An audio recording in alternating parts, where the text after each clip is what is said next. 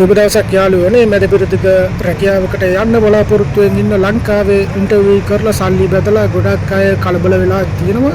ඉතින් මුලින්ම කියන්න ඕන කලබල වෙන්න එපා. මේ මැද පෙරදිග යුද වාතාවරණය හින්දා ගොඩක් අය ගොඩක් පවුල් එහෙම කලබලයට වෙලා බය වෙලා තියෙනවා.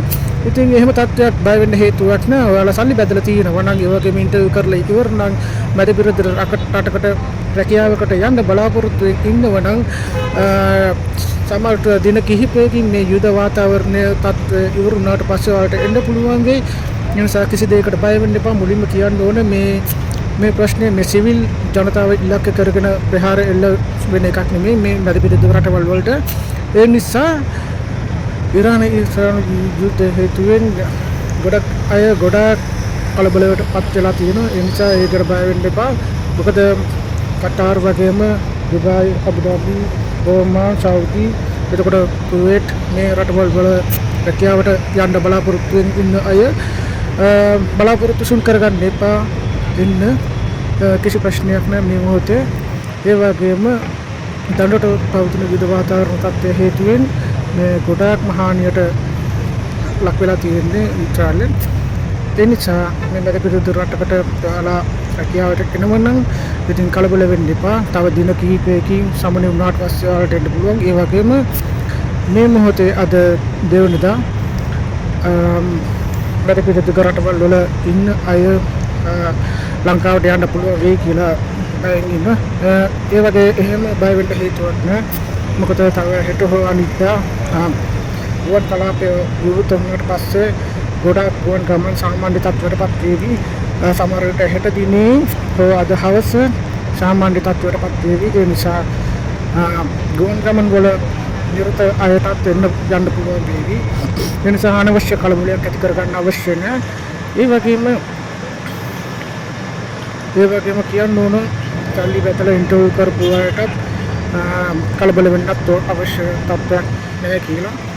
ඒ වගේම මේ මොහොත වෙනකොට මම කටාර් වල අවදානමක් නැහැ. ඇත්තටම සමහරට පළවෙනි දවසේ දෙවෙනි දවසේට මිසයිල් ප්‍රහාරයක් ආසේ දැනෙන්න තිබුණට ඊට පස්සේ දෙවෙනි දවසේ තුන්වෙනි දවසේ වෙනකොට එහෙම වෙන ප්‍රහාරයක් දකින්න නැහැ. මොකද හේතුව දැන් මේ වෙනකොට දේශ සීමාවන් එපිට ප්‍රහාර කරනවාදී මේ මිසයිල් නවත්තන හින්දා. ඒ නිසා මේ වෙනකොට මේ වැඩ පිළිවෙල රටවල් වල ප්‍රතිහාර එල්ලෙමින් පවතින නිසා මිසයිල් අපට දකින්නට ලැබෙන්නේ නැහැ. ඒකම සුළු ශබ්ද කිහිපයක් අහන්න ලැබෙනවා. ඒ නිසා මේ තත්ත්වය දැන් ඉරානයත් දැන් මැද පෙරදිග රටවල් වලට වඩා ඉස්රායලට ප්‍රහාර එල්ල කරන පවතිනවා. ඒ නිසා විදේශගත ශ්‍රී ලාංකිකයන් මේ ඉස්රායල අපේ ශ්‍රී ලාංකිකයන් ගොඩාක් පරිස්සම් වෙන්න මේ මොහොතේ. මොකද හේතුව ඉස්රායලට දැඩි ප්‍රහාරයක් එල්ල වෙමින් පවතිනවා මේ මොහොතේ. ඉතින් කනගාටුවට කාරණා මේ භූගත බංකර් වල දින කිහිපයක් භූගත කඳවුරු වල ඉන්න වෙනවා. ඉතින් ගොඩක් අමාරුයි. ඒ නිසා ඉස්රායලයේ සිටින අය ගොඩක් පරිස්සම් වෙන්න. ඉතින් කියන්න තියෙන විතරයි මැද පෙරදිග රටකට එන්න තියෙන කිසි දෙයකට බය වෙන්න එපා. එන්න උඩ දවස් ළඟ තිබුණා එන්න පුළුවන් වේ රැකියාවකට. ඒ නිසා අනවශ්‍ය කලබලයක් ඇති කරගන්න අවශ්‍ය නැහැ මේ මොහොතේ. හෙට හෝ අනිද්දා වෙනකොට තත්ත්වය සාමාන්‍ය පරිදි ගෙවනවා. ඒ වගේම කියන්න ඕන මේ මොහොතේ මැද පෙරදිග රටවල් වල ජන ජීවිතය අඩාල වෙලා නැ සාමාන්‍ය පරිදි සිදුවෙමින් පවතිනවා. ඉතින් ඔයාලා කිසි දෙයකට කලබල වෙන්නත් එපා මේකට.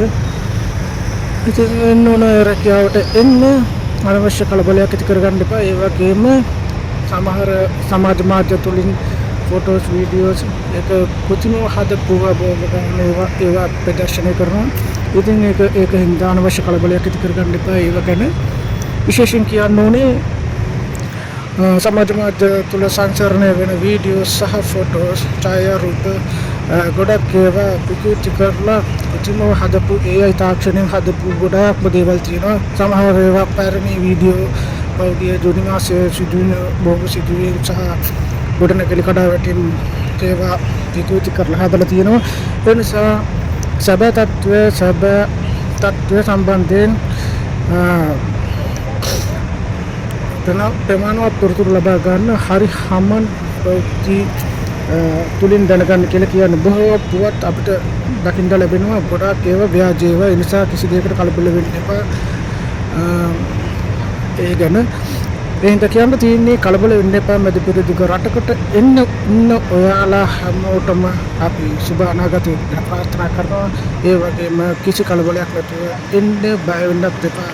ඒ අයගේ පවුල් බලාපොරොත්තු සම්බන්ධත් එපා. ඔයාලගේ අනාගතය මැද පෙරදිග රටකට ඇවිල්ලා රැකියාවක් කරලා තමන්ගේ ටාගට් එක ඉලක්කය සපුරලා මේ ආයෙත් ලංකාවට යන්න ඕනේ කියලා ඉතින් අපි ප්‍රාර්ථනා කරනවා. සියලු